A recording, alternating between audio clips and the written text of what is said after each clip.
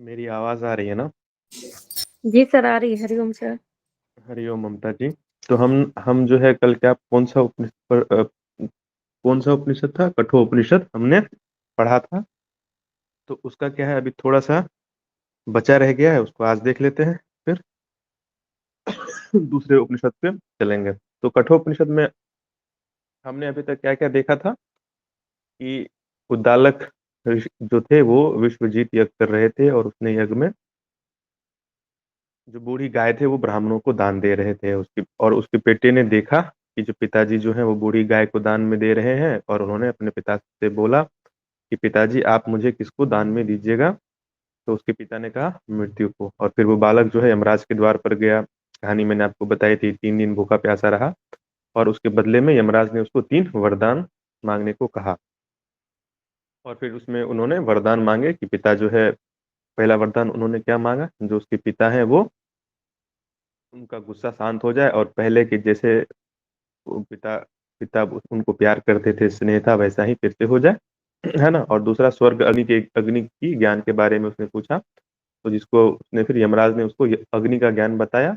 और अग्नि का ज्ञान बता करके उस बालक ने फिर वो ज्ञान को यथासंभव जैसा था वैसा उसने यमराज को सुना दिया। तो यमराज प्रसन्न होकर के उसने क्या कहा कि मैं तुम्हें एक और वर दूंगा, क्योंकि तुम बहुत ही मेधावी हो।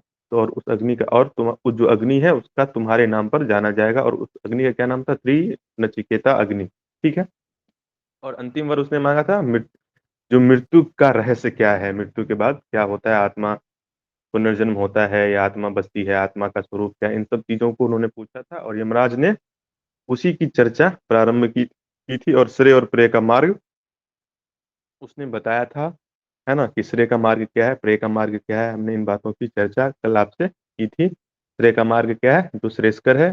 प्रेय का मार्ग क्या है, जो हमें प्रिय लगता है। तो श्रेय का मार्ग को उसने सर्वश्रेष्ठ बताया, और कहा जो साधु जन होते हैं, जो बुद्धिमान व्यक्ति होते हैं, वो श्रेय की जो मार्ग है तो उसका अनुसरण करते हैं। और जो प्रेय का मार्ग है वो मूढ़ जन, जो बेवकूफ लोग होते हैं, मूढ़ मतलब मूर्ख लोग होते हैं, वो सिर्फ प्रे के मार्ग का अनुसरण करते हैं।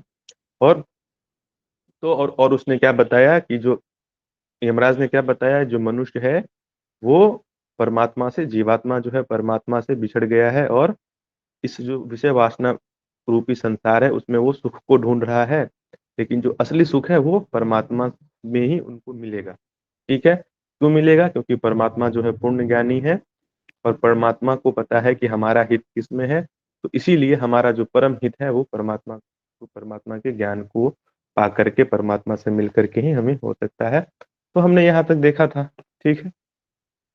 फिर इसमें यमराज ने क्या बताया कि जो परमात्मा है, परमात्मा ने साधन के रूप में, कि हम परमात्मा तक का ज्ञान कैसे करें, तो परमात्मा ने हमें साधन के रूप में क्या दिया, शरीर दिया, मन बुद्धि इंद्रियां ये सारी चीजें दी।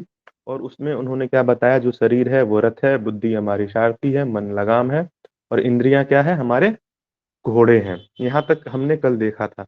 अब देखो आज जो हम पढ़ने वाले हैं ये हमारे लिए बहुत इंपॉर्टेंट है, परीक्षा के दृष्टिकोण से भी।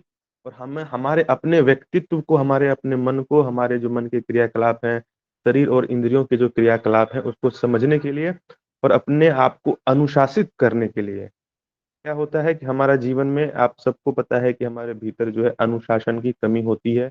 हम कभी भी बहुत किसी अनुशासन को बहुत लंबे समय तक पालन नहीं कर पाते हैं, डिसिप्लिन को फॉलो नहीं कर पाते हैं। क्यों नहीं कर पाते हैं, आज आपको ये बात समझ में आएगी कि हम हमसे गलती चूक कहाँ पर होती है, क्यों हम अनुशासन का पालन नहीं कर पाते हैं। तो इसको बहुत गौर से सुनना समझना। तो यमराज ने क्या बताया नचिकेता को, जो हमारा शरीर है वो क्या है, रथ है। ठीक है। शरीर क्या है, रथ है। और रथ के में जो सारथी है, सारथी का मतलब ड्राइवर जो है वो है हमारी बुद्धि। बुद्धि जो है रथ की ड्राइवर, रथ का ड्राइवर है। इंद्रियां क्या है, इंद्रियां हैं उसके घोड़े। रथ में घोड़े होते हैं ना, आपने देखा होगा रथ में घोड़े होते हैं। तो इंद्रिया को यमराज ने कहा जो हमारी इंद्रियां हैं वो हमारे रथ के घोड़े हैं, और जो जीवात्मा है वो बैठा हुआ है, वो मालिक है। ठीक है। अब देखो जो सारथी है उसको बुद्धि प्रेरणा देता है ना। सारथी मतलब बुद्धि जो है वो मन को, वो, और जो जीवात्मा है वो हमारी आत्मा जो बैठी हुई है, वो जो है प्रेरणा देती है बुद्धि को, तो जैसी प्रेरणा बुद्धि को मिलेगी, बुद्धि वैसा काम करेगा। तो हमारी जो बुद्धि है, उसके पास गलत ज्ञान होगा, तो क्या होगा? मन मन के पास गलत नॉलेज जाएगा, तो मन जो है, हमारी इंद्रियां जो है क्या हो जाएगी? फिर विषय वासना की तरफ चली जाएगी। तो हमें सबसे पहले क्या करना है कि अगर जो मन है लगाम, अगर क्या होता है कि अगर हम बुद्धि को तीक्ष्ण ना करें, हम अगर बुद्धि हमारी सबल ना हो, दुर्बल बुद्धि का आदमी हो, है ना, छोटी बुद्धि का आदमी हो, तो क्या होगा कि वो जो है मन के ऊपर लगाम नहीं कर पाएगा। क्यों नहीं कर पाएगा? कर पाएगा क्योंकि वो असावधान है ना? अवेयर नहीं, अवेयरनेस की कमी है, बुद्धि के वो जागरूक नहीं है। तो क्या होगा? लगाम उसकी ढीली हो जाएगी और मन जो है, मन मन क्या है? लगाम है। तो लगाम को बुद्धि में असावधानी थी, तो आपने लगाम ठीक से नहीं खींची। जब लगाम ठीक से नहीं खींचोगे रथ की, तो घोड़े क्या है, अपने जहाँ घोड़े का मन होगा वो वहां चला जाएगा, जिधर जाना होगा उधर जाएगा, है ना? तो क्या होगा? आपका जो गंतव्य है, आपको जहाँ जाना था, तो वहां आप नहीं पहुंच पाओगे। तो क्या कहते हैं, जब नहीं पहुंच पाओगे तो क्या होगा? आप भटक जाओगे रास्ता। जहाँ जाना था वहां ना जाकर के आप रास्ते में ही घूमते रह जाओगे। तो ये जो संसार है, ये चक्र है। तो और बुद्धि जो है हमारी सारथी है। और हमें संसार से, और हमारा लक्ष्य क्या है? मोक्ष। संसार क्या है? रास्ता है, चक्र है, समझो एक चक्र है। और संसार रूपी जो रास्ता है, वो उससे पार होते हुए हमें जाना है मोक्ष के पास। तो हमें जाने के लिए, हमें मुझे पता है कि मेरा गंतव्य ये है, मुझे दिल्ली से अहमदाबाद जाना है, तो मैं उसी रास्ते में चलता चला जाऊंगा। अगर मैं उसी रास्ते में ना चलूं तो क्या होगा? छोड़ दूँ और ड्राइवर के हाथ में दे दूँ और उसको ज्ञान ना हो कि रास्ता कहाँ पर है, तो क्या होगा? वो जहाँ मर्ज़ी होगा वहाँ जाता रहेगा और कभी हम अपने लक्ष्य के पास नहीं पहुँच पाएँगे। मानो कि हम सही रास्ते जा भी रहे हैं, मानो जो जो बुद्धि अगर सोई हुई है, तो कभी-कभी क्या होता है, हमारे मन में संदेह पैदा हो जाएगा कि जो रास्ता हो सकता है वो सही रास्ता हो, फिर भी संदेह हो जाएगा। अरे! अभी तक तो हम दिल्ली आया नहीं, अभी तक तो दिल्ली आया नहीं। हो सकता है दिल्ली पहुँचने पहुँचने वाले थे, क्योंकि हमारे मन में संदेह पैदा हो गया, हम फिर वापस घूम के आ गए। है ना? तो यही यही प्रॉब्लम हमारे साथ होती है कि हम बुद्धि से अपने मन को नियंत्रण करना है और जब बुद्धि हमारी सबल होगी तभी हम मन को नियंत्रण कर पाएँगे। यही बात जो है नचिकेता यमराज जो है वो नचिकेता को समझाते हैं। अब देखो, इसमें 3 तरह के व्यक्ति होते हैं। आपको समझाने के लिए मैं बता रहा हूँ कि ताकि आपको बात और अच्छे से समझ में आए। ऐसे व्यक्ति होते हैं जो शरीर के स्तर पर जीते हैं। शरीर का मतलब कि वो बॉडी कॉन्शियस होता है। शरीर के लिए ही देखभाल, शरीर को ही सब कुछ मानते हैं, शरीर के लिए ही देखभाल करते हैं और उनका जीवन जो है क्या है, वो शरीर केंद्रित जीवन है। तो जब हमारा जीवन शरीर केंद्रित होगा, तो हमारे जितने भी क्रियाकलाप होंगे, जो भी उठना-बैठना काम हम कर रहे हैं, वो शरीर के देखभाल, शरीर को भोजन, शरीर के आवास, शरीर की सुरक्षा में ही हमारा पूरा जीवन बीत जाएगा। दूसरे नंबर के व्यक्ति क्या होते हैं, दूसरे नंबर के थोड़े ज़्यादा जो होश वाले व्यक्ति होते हैं, वो सोचते हैं नहीं शरीर महत्वपूर्ण है, लेकिन शरीर से ज़्यादा महत्वपूर्ण क्या है हमारा मन। मन की शांति ज़्यादा महत्वपूर्ण है शरीर से, है ना? तो वो क्या करते हैं, मन को शांत करने के लिए मन को शांत करने के लिए क्या करते हैं, मन की शांति का उपाय करते हैं। वो ध्यान करते हैं या एकांत में जाते हैं और भौतिक संपदा भी अगर उनको कमानी पड़े मन की शांति के लिए, तो वो भौतिक संपदा हो चाहे आध्यात्मिक, दोनों का सहारा लेकर के वो अपनी मन की शांति को पाना चाहते हैं। तो जब मन उसका जीवन जो है मन केंद्रित होगा तो क्या होगा? जब कोई व्यक्ति अपने मन का ख़्याल रखेगा, तो ये बात तो स्वाभाविक है, जब मन जो आदमी मन का ख़्याल रखेगा तो शरीर भी उसमें आ जाएगा। शरीर क्योंकि मन बॉडी जो माइंड जो है वो क्या है साइकोसोमैटिक है, एक-दूसरे से जुड़े हुए हैं। तो जब मन स्वस्थ होगा तो शरीर भी उसका स्वस्थ हो जाएगा, ठीक है? अब तीसरे नंबर के जो व्यक्ति क्या होते हैं, वो मन मन से भी ऊपर जाते हैं। वो कहते हैं नहीं, मन से ऊपर बुद्धि है।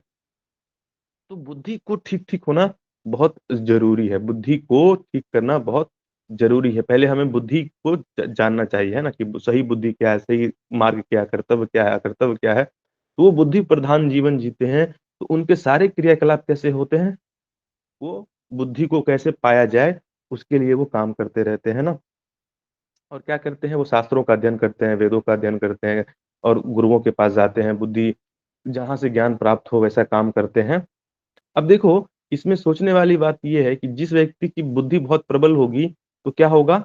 उसका मन भी शांत होगा, शरीर भी ठीक होगा, है ना? क्योंकि वो बाकी जो पीछे के 2 हैं, उनका भी वो ख़्याल रखेंगे, है ना? क्योंकि बुद्धि बुद्धि जब जिसकी ज़्यादा जो ज़्यादा विवेकशील व्यक्ति होगा, तो जब आपके पास बुद्धि आएगी, तो क्या है, मन पे अपने आप लगाम लग जाएगी। आप खुद ही उन जगहों पर नहीं जाओगे, जो जगह आपके लिए अहितकारी है, ठीक है? तो यहाँ पर बुद्धि को के ऊपर जोर दिया। और तीसरा, इससे ऊपर के लोग क्या कौन है, चौथे नंबर के, जो आत्म बुद्धि के भी ऊपर जाते हैं और आत्म तत्व को समझना चाहते हैं, आत्मा का हित और अहित सोचकर वो कार्य करते हैं ना। और फिर क्या होता है, तो फिर क्या होता है, जब आपकी बुद्धि ऐसी, समझ ऐसी होगी, तो क्या होगा, संसार में आप जो भी काम करोगे, आप संसार में करोगे तो इंद्रियों की सहायता तो लेनी पड़ेगी, आपको विषय भोग करना पड़ेगा, तो आप उतने ही समुचित उपयोग करोगे फिर। जहाँ जहाँ जिन वस्तु की जितनी जरूरत है, उसको कहते हैं क्या, सम्यक उपयोग, उतना उपयोग जितना आवश्यक है, न ज्यादा न कम। ठीक है। अब देखो, इसमें आपको ये एक चीज ये सोचना है कि जब हम मानो, अब बुद्धि अगर आप प्राप्त करने जाओगे तो एक दिन में तो बुद्धिमान आप नहीं हो जाओगे, बहुत समय लगेगा। तो क्या हम ध्यान नहीं करें, मन को नियंत्रण नहीं करें? एक व्यक्ति मानो सिर्फ बुद्धि को पाना चाहता हो, ठीक है, ये बहुत अच्छे से समझना, ये बहुत मतलब समझने वाली बात है। मानो कि एक व्यक्ति ऐसा है जो बुद्धिमान नहीं, उसके पास ज्ञान नहीं है, लेकिन उसका मन जो है नियंत्रण में है, मतलब मन को उसने कंट्रोल कर लिया है, लेकिन बुद्धि नहीं है उसके पास। इसको समझना, मानो कि एक व्यक्ति है जिसने घोड़े की लगाम कस के रखी है, घोड़े को भागने नहीं दे रहा है, लेकिन उसको पता नहीं है कि जाना कहाँ है। ठीक है, उसको समझना, मानो कि आपको गाड़ी, एक ड्राइवर है जो बहुत अच्छा गाड़ी चलाता है, वो उल्टा सीधा एक्सीडेंट नहीं करता है, जिस रास्ते में जाना है उसी रास्ते में जाता है, लेकिन उसे पता ही नहीं है कि जाना कहाँ है। मतलब घोड़े मन को लगाम में रखा है, लेकिन बुद्धि नहीं है कि जाना कहाँ है। दूसरा व्यक्ति क्या है, बुद्धिमान तो है, जानता तो है, लेकिन क्या है, लगाम कंट्रोल में नहीं है, उसको पता तो है जाना कहाँ है, लेकिन गाड़ी चलाना नहीं आता उसको ढंग से, वो उल्टा सीधा लगाम कसा नहीं है। तो यमराज यहाँ क्या कहते हैं कि पहले बुद्धि बुद्धि बुद्धि प्राप्त की जाए या पहले मन को नियंत्रण किया जाए? तो कहते हैं कि दोनों को साथ साथ करना चाहिए। अभी अभी मानो कि अभी जितनी आपकी बुद्धि है उतना करो। फिर जैसे कि मानो आप रास्ता पे निकले कहीं जाने के लिए, अभी आपको पूरा रास्ता नहीं पता है, लेकिन आपको थोड़ा सा रास्ता पता है कि हाँ ऐसे ऐसे जाना है थोड़ा सा। तो जब आगे बढ़ोगे तो आगे, और थोड़ा आगे चलोगे, थोड़ा और आगे का रास्ता पता चल जाएगा, थोड़ा और आगे जाओगे, थोड़ा और आगे का रास्ता पता चल जाएगा। तो ऐसा नहीं है कि हम हाथ पे हाथ दे के बैठे रहें और ये सोचते रहे कि जब तक पूरा पूरा ज्ञान हो जाएगा तभी हम काम करेंगे, तभी हम मतलब मुक्ति के मार्ग पर चलेंगे। तब तो ये मुश्किल हो जाएगा, क्योंकि पूरा पूरा ज्ञान होना घर बैठे तो होगा नहीं, तो रास्ते पे निकलोगे तो ज्ञान होगा। तो यही कह रहे हैं कि अभी जैसे कि आप, रास्ता अंधेरा है, आपके हाथ में दीपक है, तो एक छोटे से दीपक से तो पूरा रास्ते में रोशनी नहीं पहुंचेगी, लेकिन जैसे ही दीपक लेके आप निकलोगे थोड़ा रास्ता आपको दिख जाएगा उस दीपक की रोशनी में, तो उतना तो चलो, फिर आगे बढ़ोगे और थोड़ा रास्ता दिख जाएगा और थोड़ा रास्ता दिख जाएगा।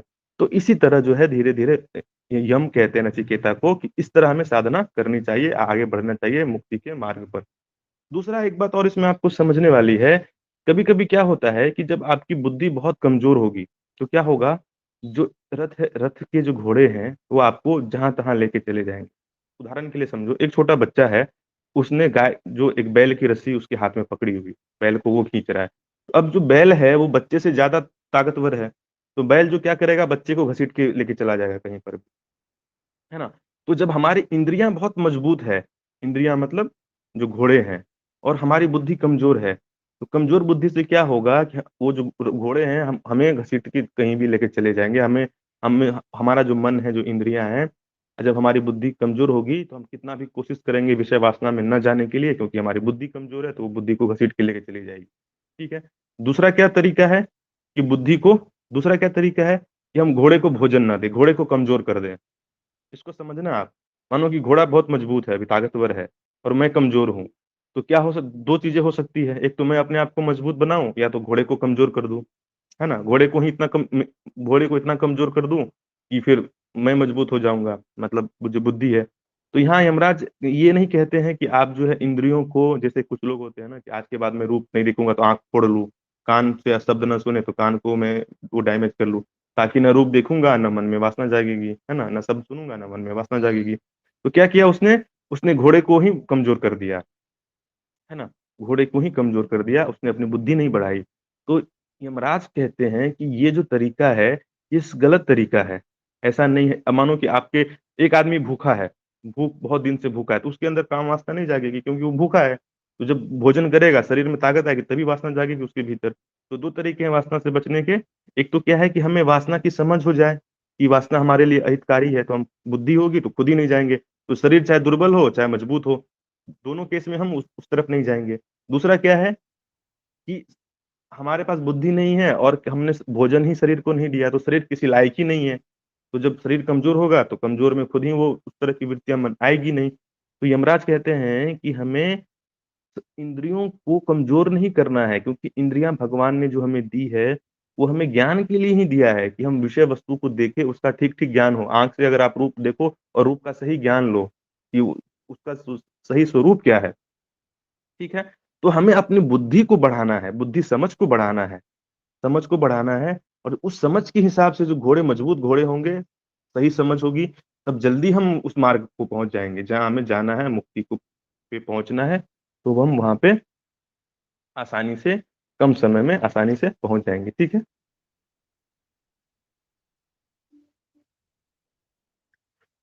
अब कहते हैं जैसे बुद्धि जैसा जैसा ज्ञान होगा तो उसी हिसाब से आप लगाम खींच पाओगे। जैसी बुद्धि होगी उस हिसाब से आप मन को उतना ही, जैसा ज्ञान वैसा आचरण आपका होगा, उसी तरह की लगाम आप अपने मन के ऊपर खींच पाओगे, ठीक है। तो अब तरीका क्या बताते हैं। बुद्धि जो है वो सारथी है और आत्मा जो है स्वामी है। तो क्या करना है, आत्मा आत्मा जो है बुद्धि को प्रेरणा देगी, बुद्धि क्या करेगी, लगाम जो है मन को खींचेगी, और घोड़े फिर उस विषयों का ग्रहण नहीं, उसी विषयों का ग्रहण करेगा जहां जहां बुद्धि हमारी कहेगी, ठीक है। अब आगे क्या कहते हैं यमराज नचिकेता को, कि देखो तुम जन्म जन्मांतर से, जो मनुष्य है वो जन्म जन्मांतर से अज्ञान में घूम रहा, अज्ञान में भटक रहा है। अब आपको जो है ये जो दुर्लभ मनुष्य का शरीर मिला है, इसे पाकर अब एक क्षण भी आलस या प्रमाद में मत हो, शीघ्र सावधान हो जाओ और श्रेष्ठ महापुरुषों के पास जाकर के अपने कल्याण और मार्ग का जो है जो पूछो, ज्ञान ग्रहण करो, है ना। क्या है, क्या कहते हैं कि अभी जो आपको ये मनुष्य का शरीर मिला है, अब क्या उसमें है ना कि एक उसमें आपने पढ़ा होगा ये सूत्र है ना, कि उठो, वो ये स्वामी विवेकानंद ने एक कोटेशन किया था, उत्तिष्ठति जागृत प्राप्य वरन निबोध दुरस्य धारा निश्चिता ध्रुव्याम दुर्ग पथस्थ कभ्यो वदंती। क्या कहा था स्वामी जी ने, कहा था कि उठो जागो और कर्म करो, और महापुरुष के पास जाकर के वो जो ज्ञान है, जो ज्ञान है, तत्व ज्ञान है, उसको प्राप्त करो, क्योंकि ये जो मुक्ति का मार्ग है ये छुरे की धार पे चलने के समान है ना। अब जो हमें मुक्ति का मार्ग जाना है, क्योंकि यमराज क्या कह रहे हैं कि मनुष्य का जीवन दुर्लभ है और एक क्षण भी नहीं खोना चाहिए, और तुरंत ही मुक्ति की, क्योंकि ये मनुष्य जीवन चला जाएगा तो दोबारा इसमें हमको मिलेगा नहीं। और विवेकानंद जी ने यही चीज को उसने कहा था क्या, उठो जागो और महापुरुष के पास जाकर ज्ञान ग्रहण करो। देखो अब जो कर्म करते हैं हम, ज्ञान कैसे प्राप्त होगा मुक्ति का। अब जैसे आपने कोई कर्म किया, अभी हमने कोई कर्म किया, तो उस कर्म का विवेचन करो आप। विवेचन का मतलब क्या है, देखो कि उस कर्म को करने के बाद जो भी कर्म आप, अच्छे बुरे जो भी, आप अच्छे कर्म से भी सीख ले सकते हो और बुरे कर्म से भी सीख सकते हो, दोनों कर्म से सीख सकते हो। अभी मानो कि आपने कोई काम किया, अब देखो जो मैंने वो काम किया है उससे मुझे मेरा हित हुआ है या अहित हुआ है, पहला नंबर। दूसरा, कि मेरे इस काम से किसी दूसरे व्यक्ति का हित हुआ है या अहित हुआ है। तीसरा नंबर, मेरी आत्मा का हित हुआ है या अहित हुआ है। आपको ये प्रश्न आप जैसे ही खुद से पूछोगे आपको उत्तर मिल जाएगा। पहला नंबर पे आप जैसे ही आप, कोई व्यक्ति अपना अहित तो नहीं करना चाहेगा, तो अहित क्या होता है, अज्ञान की वजह से होता है। तो जैसे ही आप ये प्रश्न अपने आप से करो, पढ़ाई कर रहे हो आप, अभी पढ़ के आपको, भले आप कोई पास करो फेल करो उसकी बात नहीं है, लेकिन पढ़ के आपको, इससे आपको कभी नुकसान नहीं होगा। आप जो उपनिषद पढ़ोगे ये ज्ञान आपके पास रहेगा, और ये ज्ञान कभी आपका अहित नहीं करेगा। तो अभी जो आप कर्म कर रहे हो, आपको साफ साफ दिखाई देगा ये काम मेरे हित में, मेरे भी हित में है, मेरी आत्मा के हित में भी है, और जो व्यक्ति मुझसे मिलेगा उसके लिए भी हित में है ना। आप कभी किसी से ऐसी बात ज्ञान की बातें करोगे तो उसको सुन के जो दूसरे व्यक्ति का भी हित होगा, है ना। तो इसी तरह आपको इस तरह से तत्व चिंतन करना है, और ये तत्व चिंतन क्या है, आपको विषय भोग की तरफ, है ना, जो कर्म जो आप, जो भी कर्म से आप ज्ञान इस तरह से इकट्ठा कर सकते हो और फिर विषय भोगों से अपने आप को बचा सकते हो। ये तरीका है अपने आप को अनुशासन करने का। अब जैसे मानो मानो आपने अनुशासन तोड़ा, तो अब देखो जो आप काम कर रहे हो उससे क्या नुकसान आपको हो रहा है, फायदा हो रहा है, नुकसान हो रहा है, आपको हो रहा है, दूसरे को हो रहा है है ना। तो ये सारी चीजें आपको बात समझ में फिर आ जाएगी, है ना। यही बात यमराज कहते हैं उसको, नचिकेता को, कि नचिकेता अपनी बुद्धि को बलवान करो, मन को नियंत्रण करो, और और मुक्ति के, और जो अपने बुद्धि को, एक बुद्धि को क्या करना है, निश्चयात्मक बुद्धि करो कि एक लक्ष्य है भगवान, और उसी तरफ अपने को चलना है और ना इधर जाना है ना उधर जाना है। तो फिर क्या कहते हैं, प्राप्त इसमें कैसे जाओगे आप उधर, कि आपका निष्काम भाव होना चाहिए, है ना? शोक रहित होना चाहिए, बुद्धि की निर्मलता होनी चाहिए, ठीक है? क्या कहते हैं, प्राप्ति के साधन क्या है, कि निष्काम भाव से हमें काम करना है, शोक रहित होकर काम करना है। अब बताओ, शोक रहित वही व्यक्ति हो सकता है जिसको परमात्मा के ऊपर विश्वास है ना, कि परमात्मा जो है हमारा परम हितैषी है, वो कभी हमारी हानि नहीं पहुंचाएंगे। तो क्या हो जाएगा, वो शोक रहित हो जाएगा और लगातार काम करता रहेगा। और बाधक क्या है, अगर आपका मन चंचल है, दुश्चरित्र है, संशय है, अशांत है, तो आप जो क्या है उधर उस तरफ को नहीं जा पाओगे, ठीक है?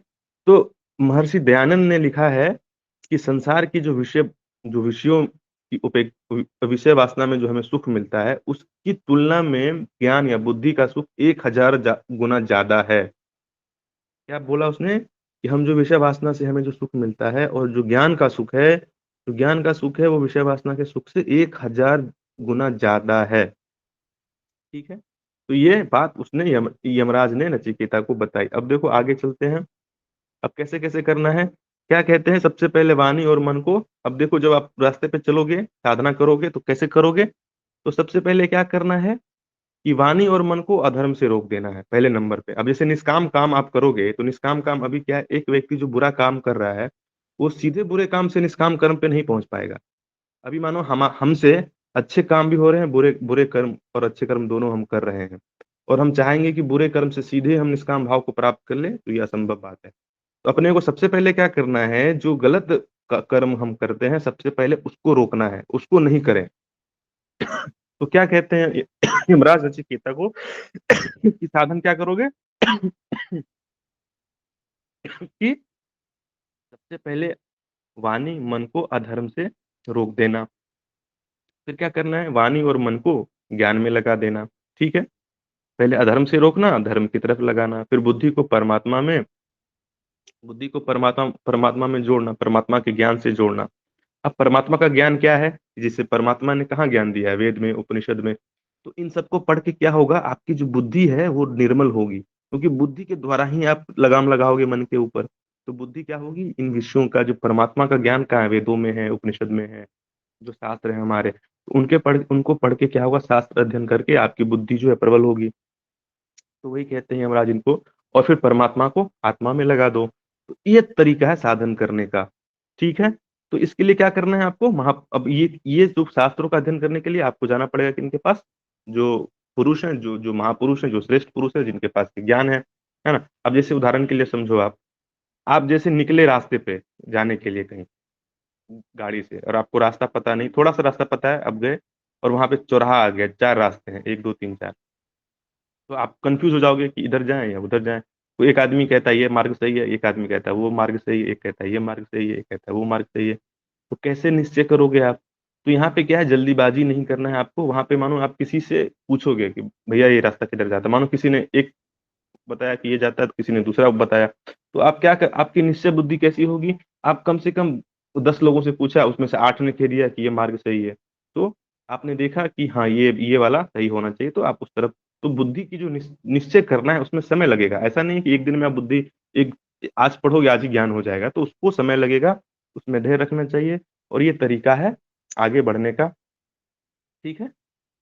तो और यही चीजें उसमें, और इसमें क्या बताते हैं, जो वैराग्य है, अभी मानो कि जिस रास्ते पर आप चल रहे हो, तो आपकी में वैराग्य होना चाहिए। क्यों होना चाहिए, मानो कि आप जा रहे हो और अपने शरीर में पत्थर बांध के चलोगे, तो क्या होगा, शरीर भारी हो जाएगा, चलने में दिक्कत होगी। तो जो ये पत्थर है वो क्या है, विषय वासना है। तो विषय वासना को छोड़ दोगे तो मुक्ति में जल्दी पहुंच जाओगे। यहाँ पे समझने की बात क्या है, नचिकेता और यमराज कहते हैं, यमराज कहते हैं उनको, कि साधारणतः क्या होता है, इस लोक में जो मनुष्य होते हैं, हमें ऐसा लगता है कि जो अध्यात्म का मार्ग है ना, वो ज्यादा कठिन है, और जो संसार का मार्ग है वो ज्यादा आसान है। जबकि बात है उल्टी। संसार में जो, अब देखो संसार में थोड़ा धन कमाने के लिए कितनी मेहनत करनी पड़ती है, उल्टा सीधा क्या क्या मतलब हथकंडे अपनाने पड़ते हैं, तब जाके व्यक्ति धन कमाता है। और वो भी अनित्य है, वो भी क्षण भंगुर है, थोड़ी देर के लिए चला जाएगा। तो यमराज कहते हैं कि बताते हैं नचिकेता को, जबकि बात उल्टी है, कि अध्यात्म मार्ग जो है संसार के मार्ग से थोड़ा ज्यादा ही सरल है। बस उसमें क्या है, कि व्यक्ति को समझ होनी चाहिए, आदमी के पास वैराग्य होना, जैसे ही किसी के पास वैराग्य आया, बस बात सरल हो गई। वो कहते हैं जितना चिंतन एक संसारी व्यक्ति धन का करता है, दिन रात, उतना चिंतन करने के बाद भी उसको थोड़ी सी धन या संपत्ति या बहुत कम मात्रा में, बहुत ज्यादा धनवान तो नहीं होता है वो आदमी, बहुत कितना भी सोच लो, बहुत ज्यादा धन संपत्ति आप नहीं प्राप्त कर सकते हो। मतलब उस अगर कंपेयर कंपेयर किया जाए, उतना अगर उतनी ही लगन से कोई व्यक्ति अध्यात्म के मार्ग पर जाना चाहे, तो जितनी गति उसकी संसार के क्षेत्र में होती है, उससे कम मेहनत में वो अध्यात्म के क्षेत्र में ज्यादा गति कर लेगा, लेकिन उसको समझ होनी चाहिए। ठीक है, यहाँ तक जो है यमराज ने नचिकेता को बताया। तो आपके सिलेबस में इतनी बातें थी, और क्या था? जो आत्मा जो है हृदय में रहता है, अंगुष्ठ मात्र उसका आकार है, ये मैंने पहले ही बताया था, ये आपको इसमें सिलेबस में है आपका। और दूसरा क्या है, योग क्या है? तो योग अभी मैंने आपको ही बताया, इंद्रियों की धारणा का नाम ही योग है। इंद्रियों की धारणा का मतलब इंद्रियों को नियंत्रण करना ही योग है। और इसी को यहाँ पे कठोपनिषद में यमराज ने नचिकेता को बताया। तो अभी देखो, आपके सिलेबस में जितनी बात थी उतनी बात मैंने आपको बताई। इसमें से कठोपनिषद में से आपको कोई सवाल है? बात पूरी समझ में आपकी आ गई है, या आपको कुछ प्रश्न है तो पूछिए।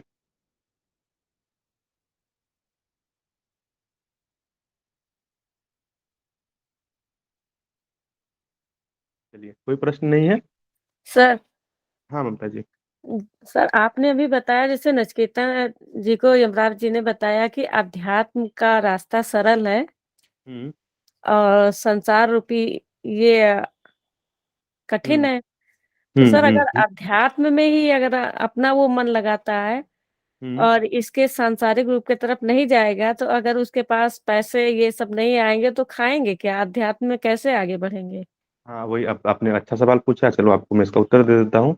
मैं नहीं, यमराज ने यही चीजें उनको बताया। अब देखो, संसार का जो मार्ग है संसार में, उसने यमराज ने ऐसा नहीं कहा नचिकेता को कि तुम्हें पैसा नहीं कम, यही तो मूल भ्रांति हमारे मन में होती है। नचिकेता को देखना, आपको सुनना, आपने पूछा है तो शुरू में क्या होता है, यमराज कहते हैं नचिकेता को कि मैं तुम्हें तीनों पृथ्वी का मालिक बना देता हूँ, है ना, सारी भोग सामग्री देता हूँ, तुम्हारे पोते भी 100-100 साल जिए, इतनी संपत्ति मैं तुम्हें देना चाहता हूँ, ठीक है। तो नचिकेता कहता है मुझे ये सब नहीं चाहिए, ठीक है। अभी आप मुझे बताओ कि जिस व्यक्ति के पास आध्यात्मिक ज्ञान होगा, अभी बताओ, हमारे समाज में बेवकूफ से बेवकूफ आदमी भी उल्टे सीधे हथकंडे अपना के बहुत सारा पैसा कमा लेता है।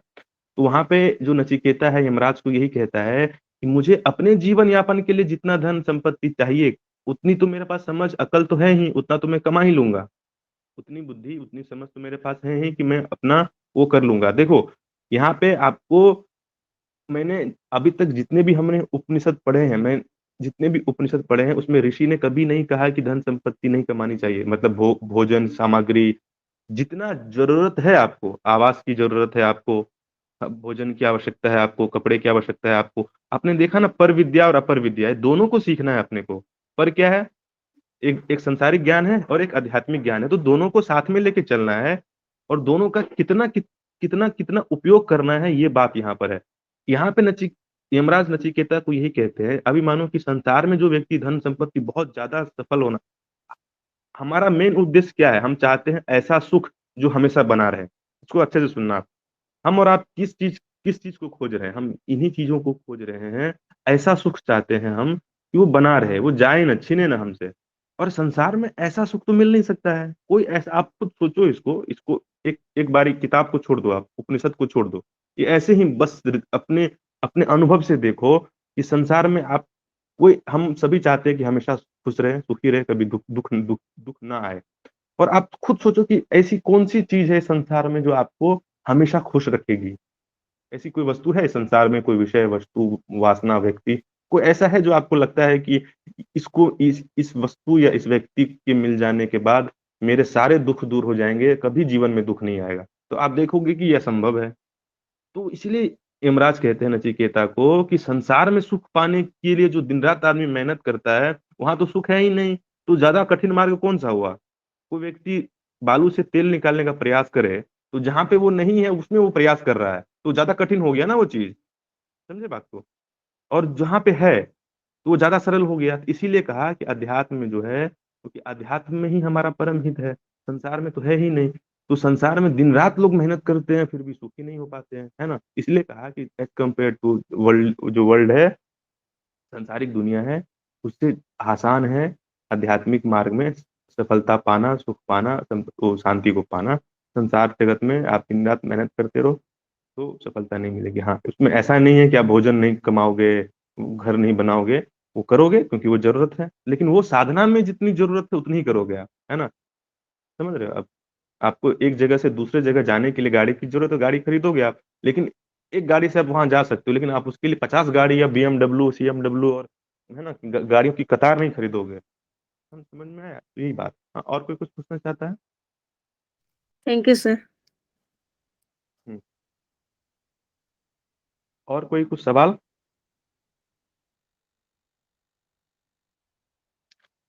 चलिए तो एक और उपनिषद देख लेते हैं, छोटा-सा उपनिषद है। तो कठोपनिषद आप लोगों ने पढ़ लिया, एक है अब मांडुक्य।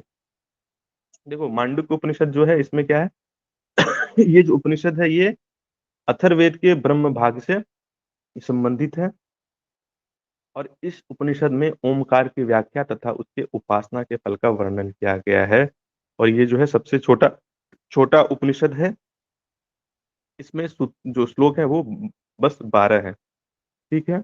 और इसका जो मुख्य विषय है वो है चेतना की 4 अवस्थाएँ हैं और इसका ओमकार से क्या संबंध है, कि ओमकार की साधना से ओमकार से चेतना का क्या संबंध है और ओमकार की साधना से कैसे क्या फल आपको प्राप्त होगा, इसके बारे में ये उपनिषद बात करता है, ठीक है? और सर मैंने जैसा हाँ, हाँ सर ममता जी, पीपीटी शो कराइए। पीपीटी शायद इसका ये तो कठोपनिषद का दिखा रहा है, पीपीटी शायद एक बार देख लेता हूँ मैं है या नहीं है। ऐसे में आपको अगर ये पीपीटी यहाँ पे नहीं होगा ना, मैं आप लोग को एक लिंक भेज दूँगा, आप ये छोटा-सा उपनिषद है, आप किताब उसमें पढ़ सकते हो, बहुत बड़ा नहीं है ये। एक मिनट रुकिए थोड़ा देख लेता हूँ, पीपीटी पवन जी ने दिया था या नहीं?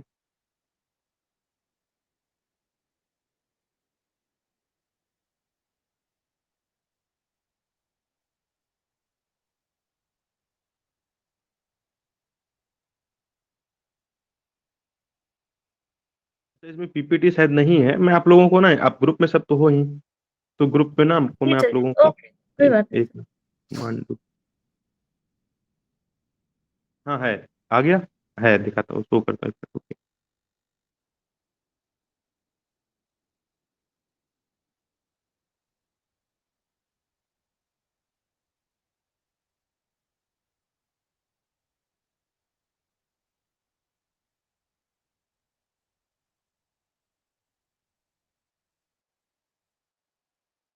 आ रहा है? हो रहा है ना? जी बताइए। सर। जी हुँ, सर जी। चलिए तो पीपीटी मिल गया अपने को। तो देखो इसमें आप पीपीटी में आप देख रहे होगे अथर्ववेद का सबसे छोटा हिस्सा है ना? अथर्ववेद के ब्राह्मण भाग से ही संबंधित है, 12 श्लोक हैं, ठीक है? और इसमें क्या है, जो चेतना की अवस्थाएँ होती है उसकी चर्चा इसमें की गई है और ओम, ओम के जो च 4 हैं उसके बारे में इसमें हम पढ़ेंगे, ठीक है? और इसमें क्या है, स्थूल शरीर, सूक्ष्म शरीर, कारण और जो अव्यक्त शरीर है और ईश्वर को इसमें वैश्वानर कहा गया है, ठीक है? अब देखो इसमें बंद हो गया।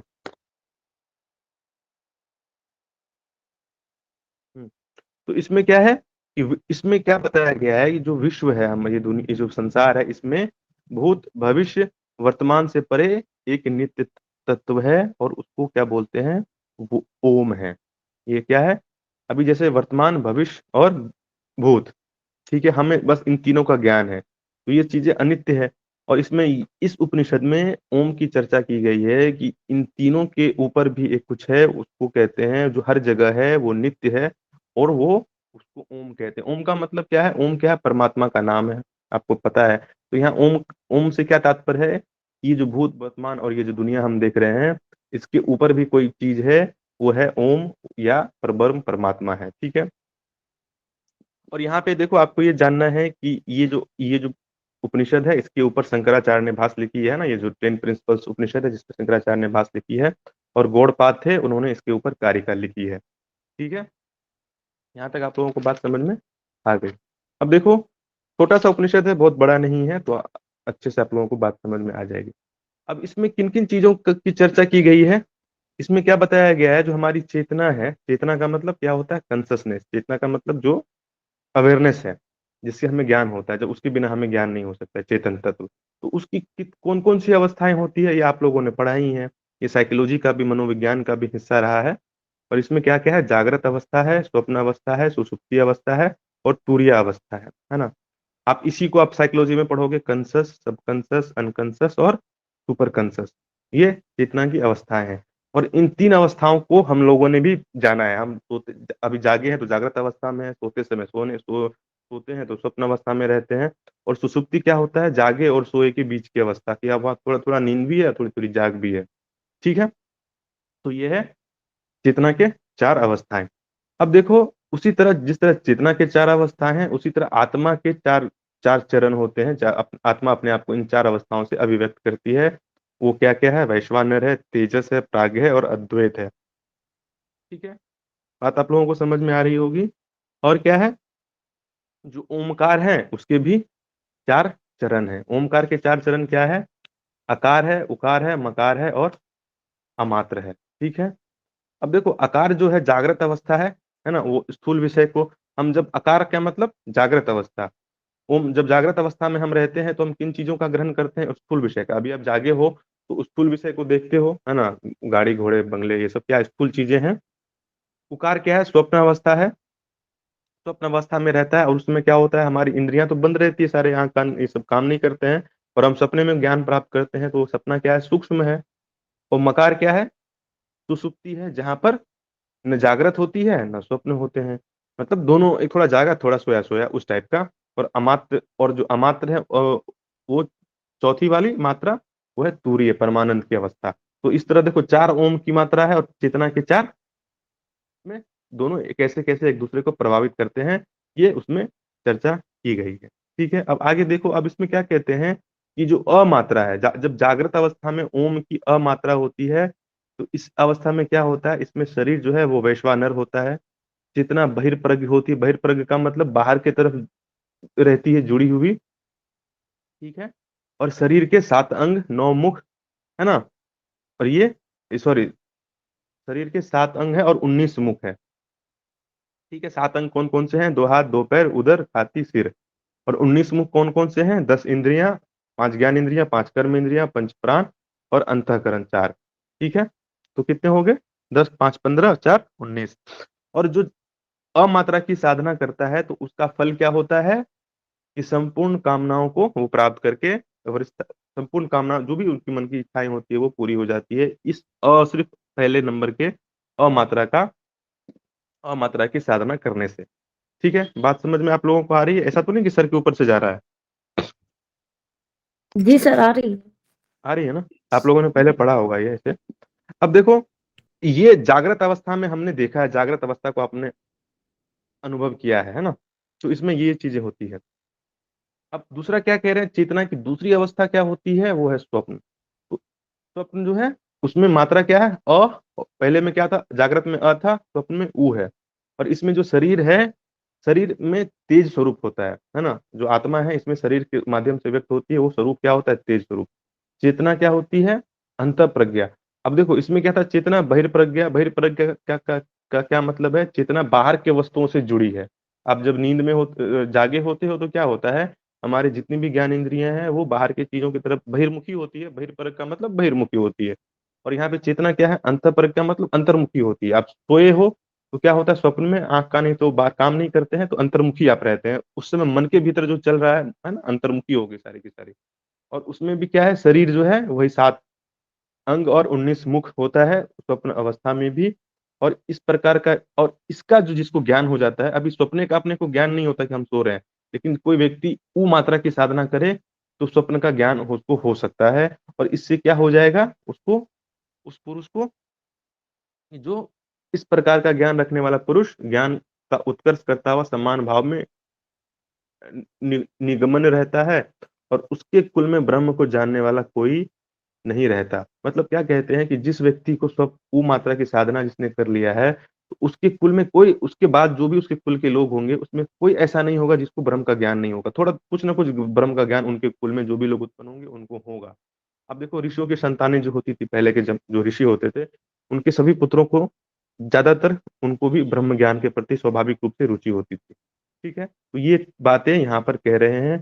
क्यों कह रहे हैं अब इसको देखना, क्योंकि ओम ही पर ब्रह्म है, तो ओम को जान लेना ही सबको जान लेना है ना। और ओम कैसे कैसे व्यक्त हो रहा है, देखो, मन है, इसको थोड़ा और थोड़ा आपको अलग तरीके से एक्सप्लेन करता हूँ, बात समझ में आ जाएगी। जो हमारा शरीर है, शरीर है, आत्मा है, मन है ना। ये स्थूल शरीर है, कारण शरीर है ना, और सूक्ष्म शरीर है, और एक है अव्यक्त।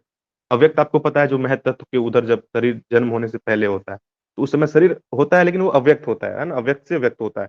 तो इसकी कैसी कैसी स्थिति होती है, उसका ज्ञान कैसे कैसे होगा, और उस ज्ञान का फल क्या क्या होगा, यहाँ पर उसी चीज की चर्चा ये मांडूक्य उपनिषद में हम पढ़ रहे हैं।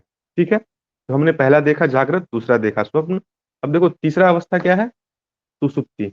अब जैसे सुसुप्ति में, जैसे पहला हमने देखा अ उ, और इसमें मात्रा क्या होती है, ओमकार की म मात्रा होती है। और शरीर इसमें क्या होता है, प्राज्ञ शरीर, मतलब आत्मा जो है शरीर के माध्यम से व्यक्त होती है, उसमें प्राज्ञ होती अवस्था में होती है। और चेतना होती है प्रज्ञ, है ना। वहां पे आत्मा है, ये चेतना है, ठीक है, प्रज्ञ। और इसमें क्या होता है, फल क्या होता है इससे, तो संपूर्ण विश्व का यथार्थ स्वरूप जानता है ना। और सबको स्वयं में लय कर लेता है, कि उसको पता चल जाता है सुसुप्ति की अवस्था में, कैसा ज्ञान हो जाता है कि संपूर्ण विश्व को जैसा है वैसा जान लेता है। ठीक है, ये हो गया तीसरा। और तुरिया क्या है, ये अदृश्य है, अमात्र है ना, अदृश्य है, अव्यवहार है, एवं अनित्य है। और इसमें क्या होता है, इसमें तीनों का, क्योंकि तुरिया क्या हो गया ना, कि बाकी की जो तीन है, इसमें तीनों का अभाव हो जाता है, बाकी के तीन खो जाते हैं। ये तुरिया क्या हो गया, जागृत स्वप्न सुसुप्ति के ऊपर की परमानंद की अवस्था है ना। और इसमें अद्वैत स्वरूप होता है, आत्मज्ञानी के द्वारा आत्मा और परब्रह्म में प्रविष्ट कर जाता है। अब उसको क्या होता है इसमें, अद्वैत का मतलब क्या होता है, द्वैत भाव खत्म हो गया, कि मैं और आप अलग हैं, खत्म हो गया, उसमें आत्मा और परमात्मा एक हो गए, अद्वैत स्थापित हो गया। अब वो विश्व, ये दुनिया वही है, वो है ना, यथा पिंड तथा ब्रह्मांडे वाला बात, ये विश्व मैं हूँ और मैं ही विश्व हूँ। तो उस तरह की यहाँ पे ये चीजें हो जाती है। तो इतना ही आपको इसमें पढ़ना था, ओम की, ओम क्या है, और उसकी जो कॉन्शसनेस के चार प्रकार, और कैसे ओम से जुड़ा हुआ है। आपके सिलेबस में इन्हीं बातों की चर्चा की गई है। और ये जो उपनिषद है, ये काफी छोटा है, बस 12 सूत्र है। अब आप बताओ, इसमें से आपको समझने में, ये जो उपनिषद अभी जो हमने पढ़ा है दूसरा वाला मांडुक्य, ये आपको समझ में सच में आया है, या आपके ऊपर से गया है? बताइए।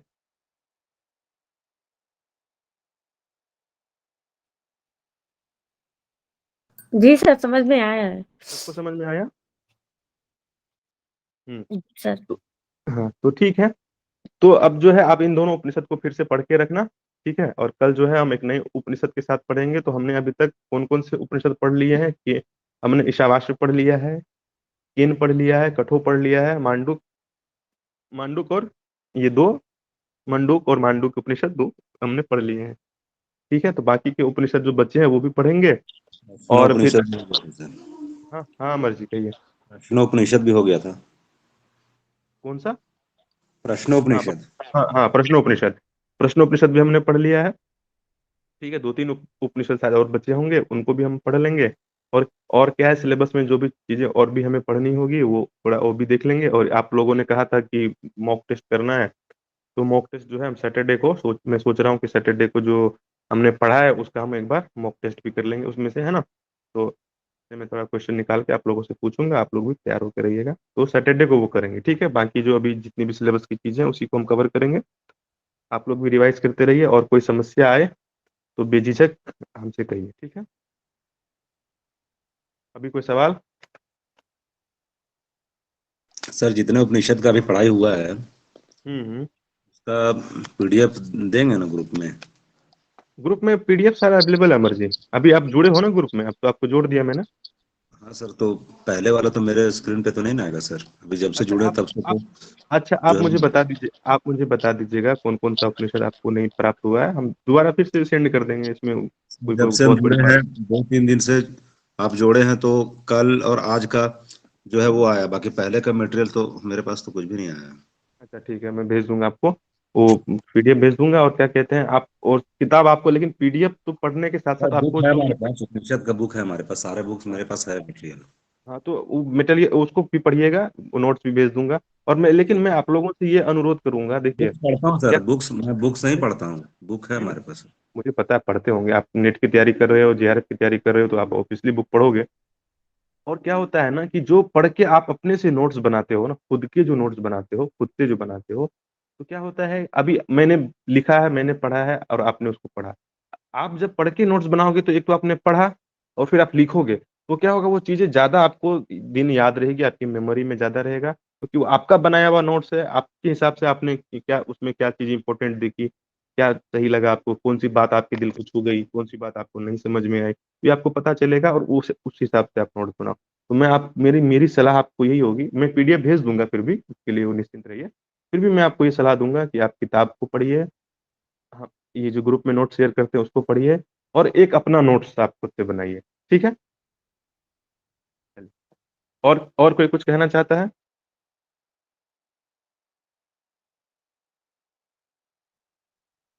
ठीक है, फिर आप लोगों का बहुत बहुत धन्यवाद आज की क्लास में जुड़ने के लिए। फिर हम कल जुड़ेंगे एक नए उपनिषद के साथ। ठीक है, धन्यवाद। हरिओम सर। हरि ओम ममता जी, सभी को हरि ओम।